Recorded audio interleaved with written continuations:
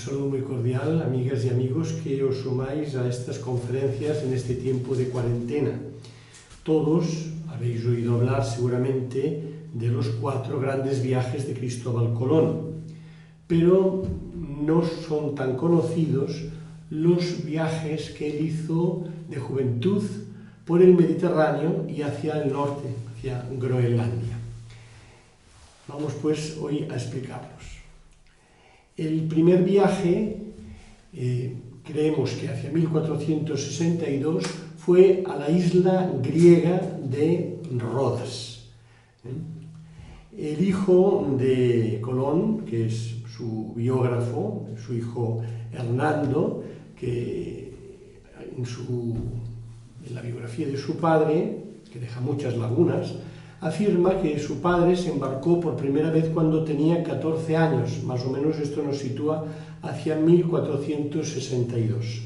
Y según Luis Ulloa, en este año Colón se enroló a bordo de una nave que se dirigía a Rodas, haciendo escala en Italia.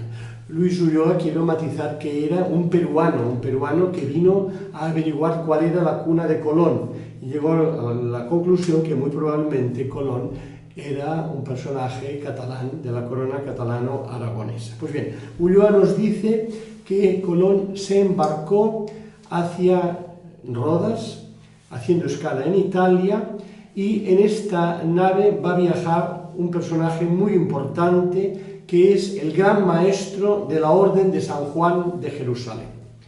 Vamos a hablar de esta orden. Aquí tenéis la cruz roja, la cruz potenzada, la cruz patada de los templarios. Los templarios, que eran los pobres caballeros de Cristo y del templo de Salomón. También llamábamos Orden del Temple, que se ha hecho muy famosa. Es una de las órdenes militares más famosas de la Edad Media, a pesar de que la Orden del Temple duró prácticamente 2 siglos solo. Fue fundada en 1118-19 por 9 caballeros franceses liderados por Hug de Payns, después de la Primera Cruzada, con un objetivo muy concreto. Se decía, el objetivo del Temple era proteger la vida de los cristianos que peregrinaban a Jerusalén. Era una especie de policía, de guardias de vigilancia. En aquel momento Jerusalén era un reino cristiano que había sido conquistado por los cruzados. La orden fue reconocida por el patriarca latino de Jerusalén, Garmón de Picquigny, que les impuso la regla canónica de San Agustín, del Santo Sepulcro. Entonces estamos hablando de algo que nos resulta como un poco contradictorio. Unos monjes que eran militares, unos militares que eran monjes. ¿Cómo puede ser esto? Porque los monjes pues, son gente de paz y los militares son gente de guerra. Esta es nuestra mentalidad, pero en aquel momento ambas cosas iban unidas y ellos se sentían miles Christi, se sentían soldados de Cristo y que luchaban con las armas a favor de Cristo y para proteger a los peregrinos de Jerusalén. Claro, hizo que con el tiempo la Orden del Temple se convirtiese en una organización muy poderosa, tanto militarmente como económicamente, y llegó a tener intereses por toda Europa, hasta que llegó un punto en que el Papa decidió abolirla. Entonces, ¿a quién pasaban los bienes de la Orden del Temple? Pues la Orden del Temple pasó a la Orden de Montesa y también a la Orden de San Juan de Jerusalén. Aquí tenemos la cruz blanca de la Orden de Caballeros Hospitalarios de San Juan de Jerusalén, que hoy es conocida como la Orden de Malta, en la isla de Malta, que es un estado soberano. Pues bien, aquí tenemos también imágenes de los caballeros y las damas de la Orden Hospitalaria de San Juan de Jerusalén. Llegó también a tener mucha importancia, poderío importante, y que sigue hasta la actualidad.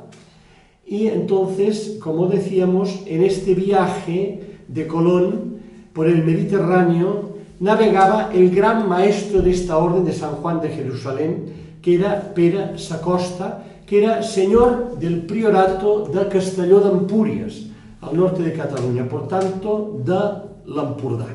Y aquí hay algo interesante, que es que en Castelló d'Empúries hubo un importante barrio judío, un barrio judío, y que fue activo desde el siglo XIII hasta el siglo XV. A principios del siglo XV, los judíos fueron forzados a la conversión. Y en el año 1417 se bautizaron más de 100 judíos en esta pila que estamos viendo, esta pila de bautismo que todavía se conserva en la Catedral de Castelló d'Empúries. Veis que hay una pila grande que era para los adultos y una pila pequeña que era para los niños. Les forzaban a bautizarse. Esto hizo que se debilitase la presencia judía. Pero entonces vamos a ver, ¿y qué tienen que ver los judíos? Pues hay autores que sostienen que hay una relación entre los templarios y los judíos. De algún modo, todos querían recuperar el templo de Jerusalén. Pues aquí, por ejemplo, esta obra de los judíos y los templarios, el árbol de la cruz. Tanto Colón acompañó a este caballero que ahora tenemos en imagen, Pere Sacosta, que fue transformado como Pere Zacosta, con Z, y que era el gran maestro de la orden, y seguramente pues con este entusiasmo de un hombre convertido del judaísmo, como era Colón. Colón se convirtió, parece, era un falso converso del judaísmo, y con la ilusión, con la motivación de acercarse al templo de Jerusalén. Vemos otra imagen de Pere Sacosta. Él falleció en 1467 en Roma, por tanto sabemos que en esta época Colón ya debía haber regresado. ¿Y dónde llegó Colón? Pues Colón llegó hasta la isla de Quíos. Quíos o Quío, que en griego es Chios, en turco Sakid Adasi, se llama también la isla de Almáciga. Qué nombre, ¿no? La almáciga es una planta, y es una isla griega situada en el mar Egeo, cerca de la costa de la península de Karaburun, en Turquía. Y esta isla era conocida como la isla de los 1000 olores, Era la puerta de entrada de Oriente, el país de las especies. Precisamente, Colón notó, el joven Colón, que Quíos olía a almáciga o a lentisco. Es decir, esta mata, esta planta, estaba tan extendida que toda la isla olía a lentisco. Pues esto es importante para la biografía de Colón, porque Colón, años después, asegurará a los reyes que las resinas que él encuentra en las Antillas eran similares al lentisco de Quío. El lentisco, vamos un poco adelante, aquí vemos una imagen de Rodas, con el coloso famoso de Rodas. Entonces en aquella época de Colón ya solo quedaban restos de la imagen, y aquí tenemos esta planta tan bonita, el lentisco, que hace un fruto, que es un fruto rojo, que después se transforma en un fruto negro. Además, el lentisco es una planta que también aparece en la Biblia, en el libro de Susana, que es un añadido al libro de Daniel. Susana era una mujer a quien pretendían dos ancianos, que la vieron desnuda, y entonces querían abusar de ella, pero no lo lograron, ¿no? Pero cuando la denunciaron ante el tribunal, dijeron que ella, Susana, había fornicado bajo una mata de lentisco, precisamente. Por tanto, es una planta bíblica. Hay que añadir que en la cocina sefardita, judía, se elaboran todavía confituras de lentisco, y que en Valencia, concretamente en un pueblo que se llama La Gata de Gorgos, está la fuente de la mata, donde hay un lentisco que se calcula que tiene entre 600 y 800 años de antigüedad.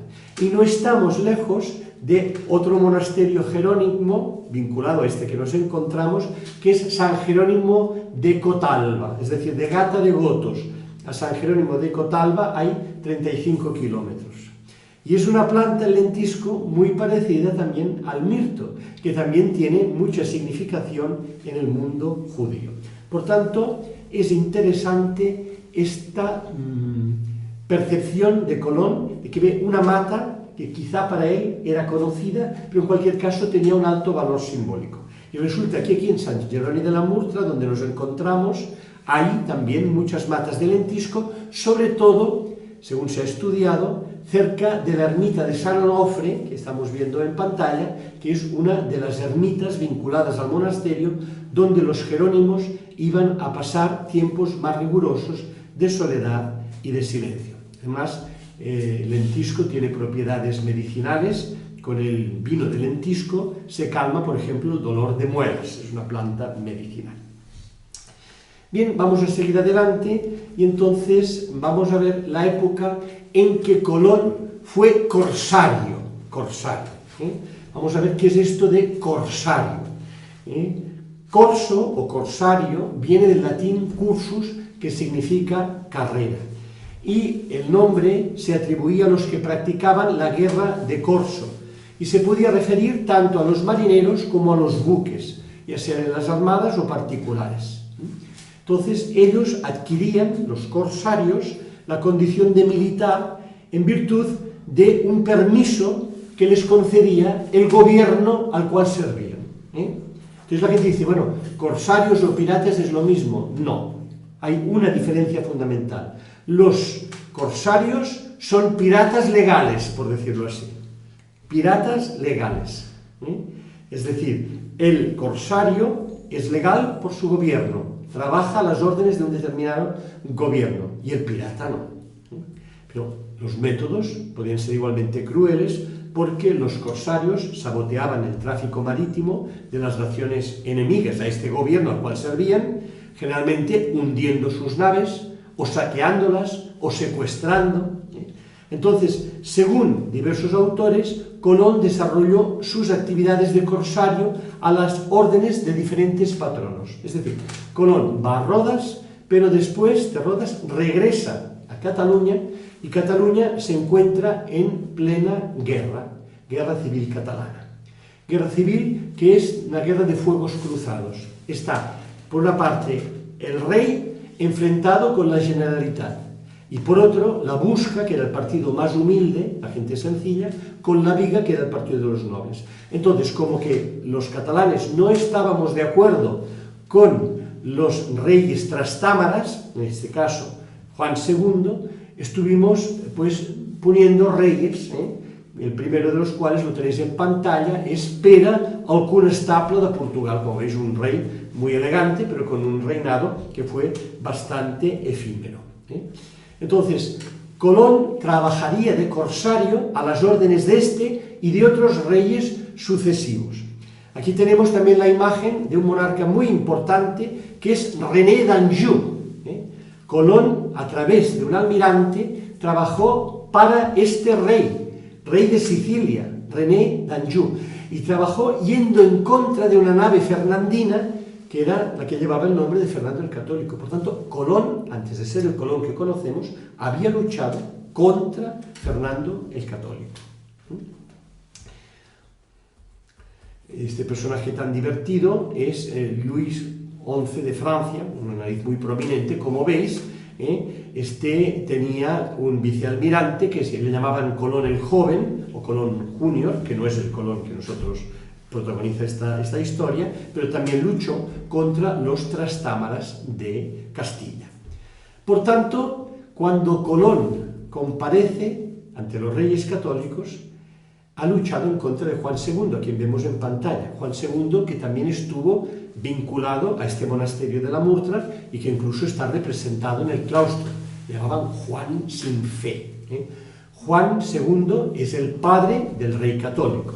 Es decir, Juan se casó dos veces, la primera con Blanca de Navarra, y tuvieron el hijo príncipe de Viana, Carlos, y después, cuando murió Blanca, se casó con Juan Enríquez y tuvo Fernando el Católico.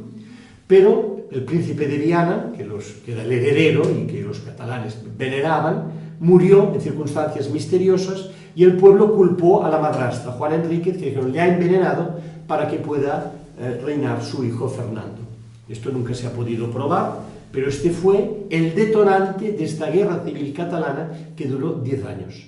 Durante esta guerra se estaba construyendo este monasterio y Colón luchaba como corsario en contra de Juan II. Pero no solo luchó en contra de los intereses de Juan II y de Fernando, sino que también luchó en contra de la adversaria de Isabel, que era Juana la Beltraneja. O sea, aquí también hay una lucha en Castilla entre Juana la Beltraneja, que se creía que era la legítima heredera del trono, y Juana de Castilla, Isabel de Castilla, la Isabel la católica.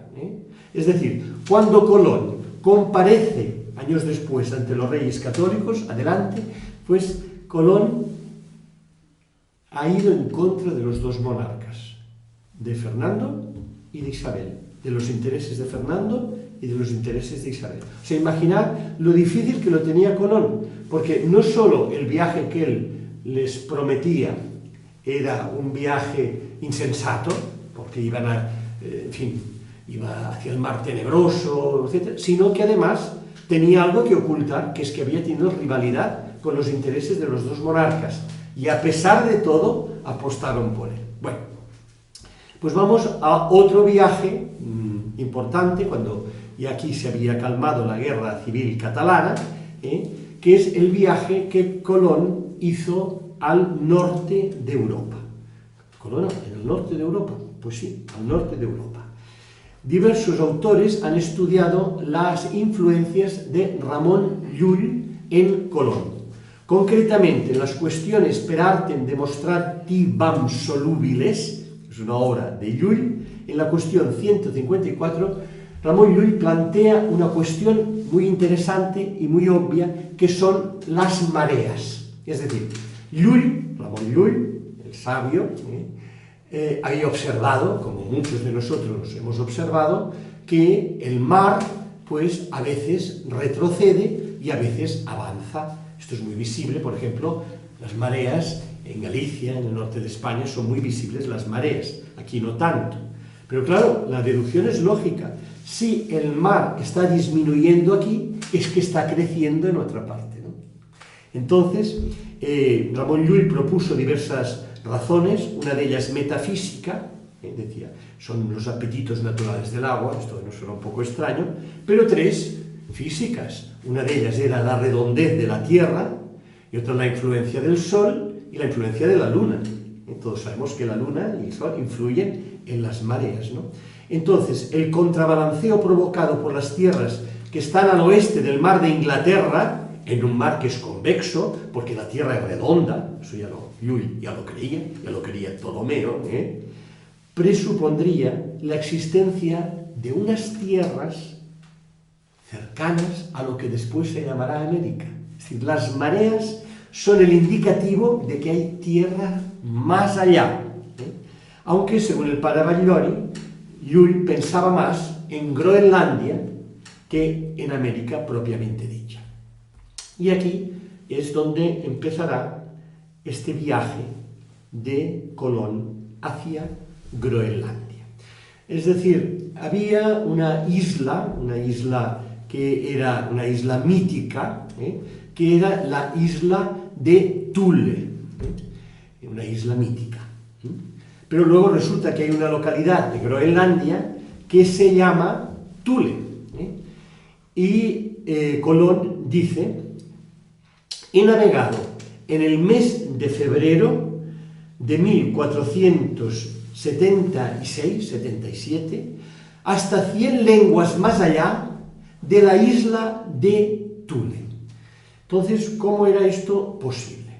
Pues esto era posible porque Colón participó en una expedición luso-danesa, o sea, portuguesa y de Dinamarca, a Islandia y a Groenlandia, que esta expedición tenía un propósito, que era buscar una ruta hacia Asia por el norte, Esta expedición zarpó de Wedgwood, fue dirigida por Joao Vaz Cortés Real, Didrik Pinning y Hans Poturs, estos daneses.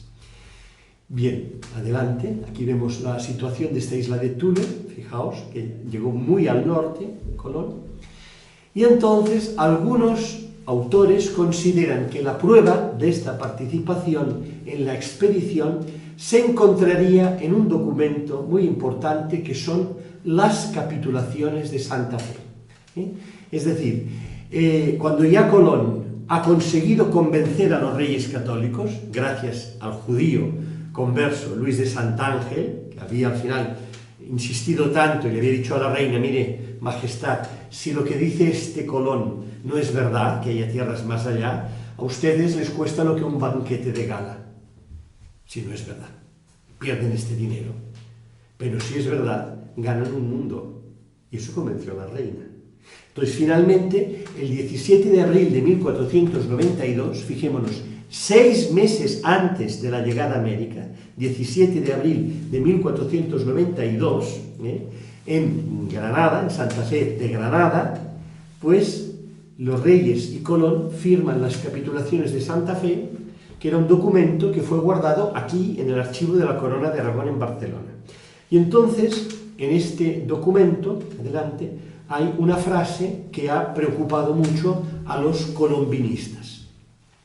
Las cosas suplicadas y que vuestras altezas dan y otorgan a don Cristóbal de Colón en alguna satisfacción de lo que ha descubierto en las mares océanas y del viaje que ahora, con la ayuda de Dios, ha de hacer por ellas en servicio de vuestras altezas. Entonces, si las capitulaciones de Santa Fe son 6 meses antes de la llegada de Colón al Nuevo Mundo, posteriormente llamado América, ¿por qué los reyes hablan en pasado? Porque dicen lo que ha descubierto. ¿Qué es lo que había descubierto? Sea lo que sea, estos dos viajes de juventud, el viaje a Rodas y el viaje a Groenlandia, son claves para entender las 4 expediciones que después realizará Colón a lo que se ha llamado América, de la primera de las cuales, de 1492, dio buena cuenta a los reyes aquí en Sant Jeroni de la Murtra el mes de abril de 1493. Muchas gracias por vuestra atención.